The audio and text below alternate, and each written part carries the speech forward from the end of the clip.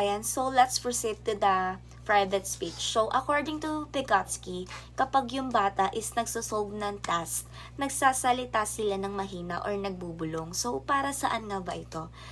It is for para i-guide yung kanilang sarili, and para na magplano, and para na makontrol yung kanilang action. So, eventually, di sa task na yon is nawawala yung pagsasalita nila aloud at nagiging inner speech ito na para bang silent thinking. So, like for example, kapag ka nagtatayo ng blocks yung bata, sinasabi niya, dito ko ilalagay, ay mas mabigat to, teka babaguhin ko. So, hindi ito pagiging weird. This helps them to think smarter. Ayan, so kayo ba guys, do you talk to yourself when you solve something tricky? And why do you think that helps? So, ayan, very good. So, minsan talaga nagsasalita tayo sa ating sarili. Like, okay, next step, ano nga ulit? Dahil ito talaga is nakakatulong kasi naririnig natin yung instructions at mas organize ang thoughts natin. And according to Vygotsky, private speech help us to focus and solve problem better. Ayan, so let's proceed to the last concept, which is the scaffolding. So, scaffolding, dito is teachers provide support while students learn new skills, and assistant is gradually removed as the learner becomes independent. So, in a simple idea, scaffolding, it is a temporary support na binibigay ng teacher habang natututo ang isang estudyante. So, habang gumagaling ang bata sa isang task, dito is unti-unti nang binabawasan ang tulong until kaya niya nang mag-isa. So, it's like step-by-step modeling, pagbibigay ng clues, or guiding questions tulad na lamang ng ano nga ba ang next step. So, dito, lahat iso is sinusupport para na hindi malunod ang learner sa hirap ng task. Ayan, so let's proceed to our simple activity para ma-apply na natin yung concept ni Vygotsky.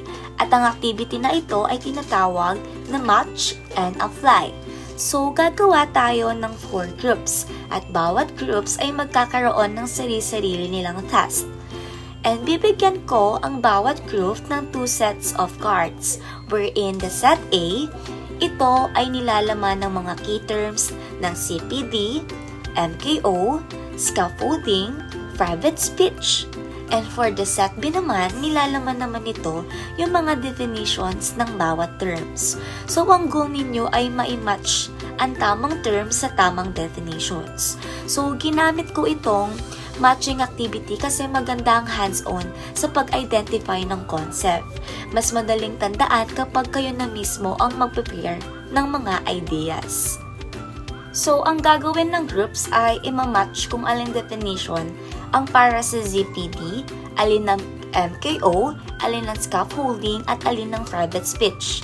So, for example, CPD, learning na nagaganap between what you can do alone and what you can do with the help. MKO, someone who knows more or has a higher skill. And for the private speech naman, self-talk habang nagsusolve ng test. And for the scaffolding naman, temporary support na binibigay ng teacher, peer, parents, or the other people. Ayan, so after nyo ma-match, pipili kayo ng 1 term at magbibigay kayo ng real classroom example. So for example, yung isang group is, ang kanilang napili is scaffolding. Dito, ang kanilang magiging example, kapag natuturo ako ng long divisions, una is tinuturo ko yung steps at unti-unti ko nang binabawasan ang guidance as the students gets better.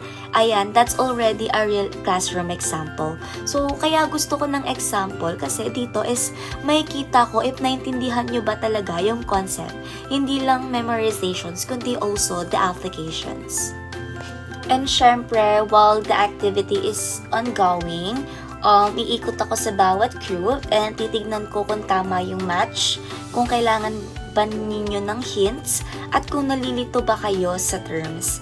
At also, magbibigay ako ng minimal support din. It's like a scaffolding. This also connects to Vygotsky idea na learning happens with the guidance as collaboration. So okay class, let's wrap up our lessons with the generalizations. Our guiding questions is, how does Vygotsky's social-cultural theory explain the importance of social interaction, guidance, and self-directed thinking in helping learners progress from what they can do with help to what they can do independently? So, who can answer this question? Ayan, so thank you for the sharing of your understanding. So, tama ka na according to Vygotsky, learning is a social process. Hindi natin kayang matutunan ang lahat ng mag-isa, kaya mahalaga ang social interactions dahil dito pumapasok ang classmate, parents at teachers. Kapag may kausap tayo, may nagtuturo, may nagde-demo na mas mabilis ang ating learning. And also guidance, scaffolding, plus MKO. Dito ang teacher o mas marunong na tao o MKO ang nagbibigay ng guidance. At ito yung support na binibigay habang natututo ka, clues, modeling, step by step, at unti-unting binabawasan habang gumagaling ka sa task na ito. Ayan, so for the last, self-directed thinking, dito habang natututo tayo, gumagamit tayo ng private speech para na mag-guide ang sarili natin. Eventually, nagiging eternal thinking ito. At dahil sa tatlong elements na ito, unting-unting gumagalaw ang learner from what they can do with the help and to what they can now do independently. So, in short, we learn with others first before we learn by ourselves. So, iyon ang central message ni Lev Vygotsky. Ayan, so now, let's check your understanding through a short evaluation. So, let's prepare a one whole sheet of yellow pad paper and answer these questions. Okay, class, for your assignment, magsusulat kayo ng 7 to 10 sentence reflections tungkol sa question na ito. How can I apply Vygotsky's social-cultural theory in guiding young learners in the classroom? Bakit nga ba reflections ang pinapagawa ko sa inyo?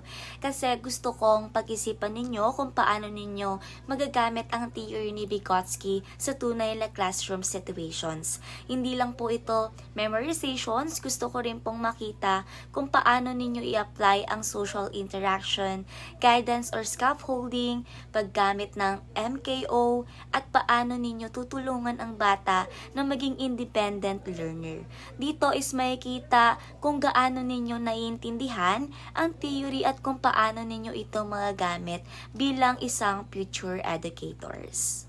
So, you can use your real example, experience, or future plans. Make sure na malinaw, personal, at practical ang reflection ninyo ha.